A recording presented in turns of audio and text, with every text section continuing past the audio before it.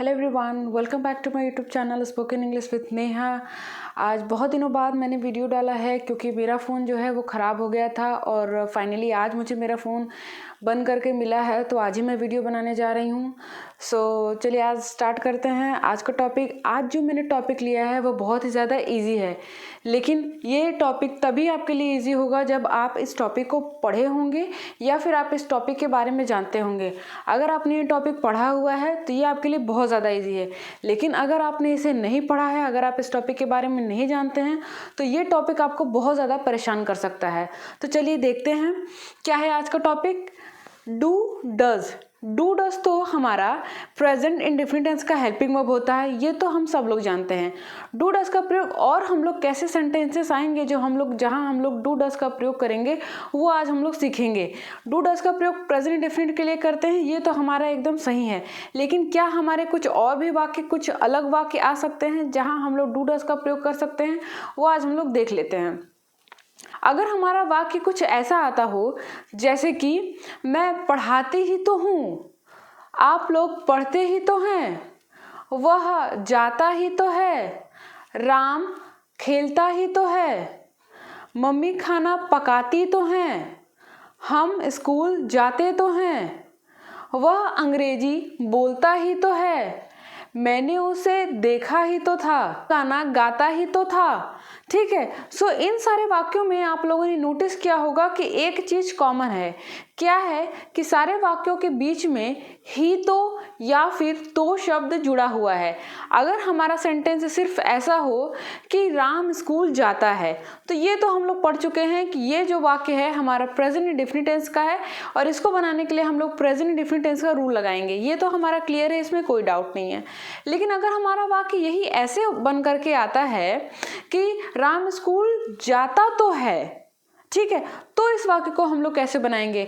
बहुत ही सिंपल है, वही आज हम लोग को देखना है। ये भी हमारा प्रेजेंट इंडेफिनिट टेंस से ही बनेगा, बट क्या हो जाएगा कि जब भी किसी वाक्य में ही तो या फिर तो शब्द जुड़ जाता है तो वह वाक्य हमारा जोरदार वाक्य कहलाता है, और उस जोरदार वाक्य को दर्शाने के लिए हम उस वाक्य का, उस टेंस का हेल्पिंग वर्ब जो है वो हम लोग सब्जेक्ट के बाद हम लोग मेंशन कर देते हैं, बस, और कुछ भी हमें नहीं करना है इसमें। ठीक है, ये चीजें क्लियर है, बाकी आपको एग्जाम्पल से आपका और क्लियर हो जाएगा। रिकॉग्निशन देखते हैं कि यदि किसी हिंदी वाक्य में क्रिया के बाद ही तो या फिर तो शब्द जुड़ा हो तो वह वाक्य हमारा डू डज के फॉर्म से बनेगा। ठीक है, ये क्लियर है, और वह वाक्य हमारा जोरदार वाक्य कहलाएगा। ये क्लियर है। स्ट्रक्चर देखते हैं।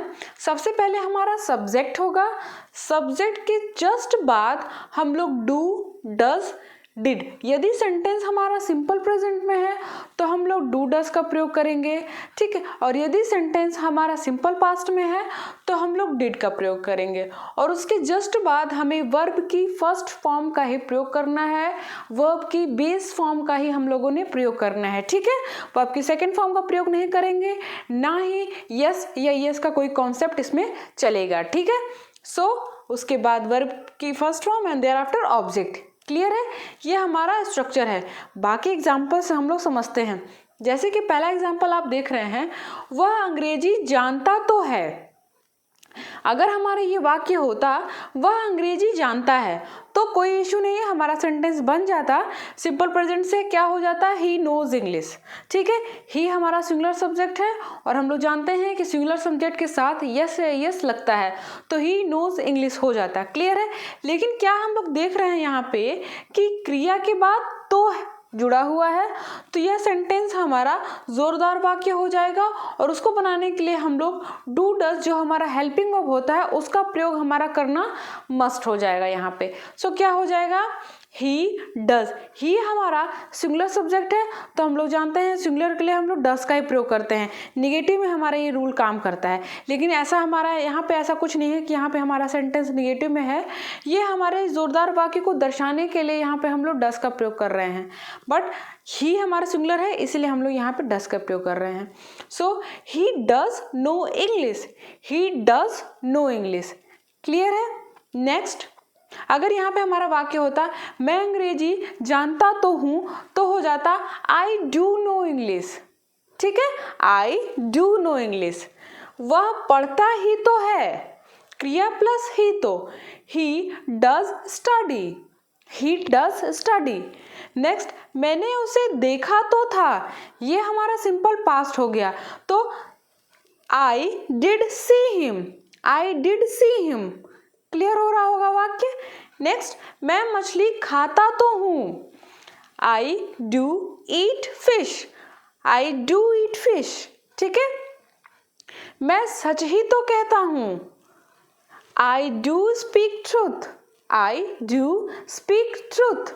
ठीक है, नेक्स्ट है, तुम काम करते तो थे, simple past, you did work, you did work.